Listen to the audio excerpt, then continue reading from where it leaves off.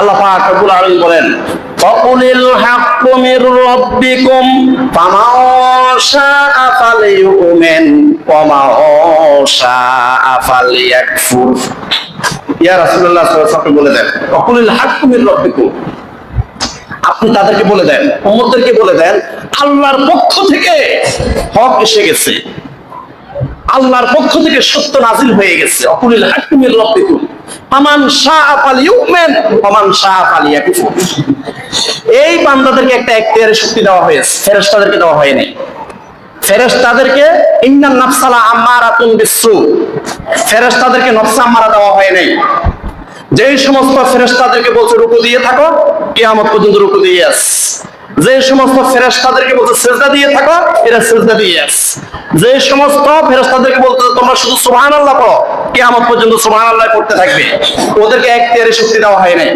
কিন্তু আল্লাহ পাক রব্বুল আলামিন এই মানব জাতিকে ওয়াকুলিল হাক্কু মির রাব্বিকুম ফামান শাআ ফালিউমিন ওয়া মান শাআ ফালিয়াকফুর, এই মানব জাতিকে আল্লাহ পাক রব্বুল আলামিন এখতিয়ারের শক্তি দিয়েছেন।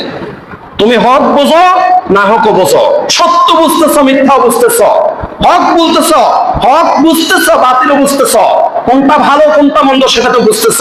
বুঝে শুনে তুমি যদি হকটাকে বেছে নাও, ডাইন পন্থা যদি বেছে নাও, আল্লাহর নবী এবং রাসূলদের অনুসরণ করো, যদি আল্লাহর কোরআন অনুসরণ করে যেতে পারো, তুমি ডাইন পথে গিয়ে তুমি আল্লাহর জান্নাতে চলে যাও, তোমাকে বাধা দেওয়া হবে না। ফামান শাআ ফালিউমিন, এরপরে বলা হয়েছে ওয়া মান শাআ ফালিয়াকফুর। আর যদি তুমি সত্য মিথ্যা বুঝার পরে, হক বাতিল বুঝার পরে তুমি যদি শয়তানের পথ গ্রহণ করো, বাম পন্থা যদি তুমি গ্রহণ করো, করতে পারো, তোমাকে এখতিয়ারের শক্তি দেওয়া হয়েছে। সেখানের জন্য তোমার জন্য ৭টা জাহান্নাম তৈরি করে রেখেছি।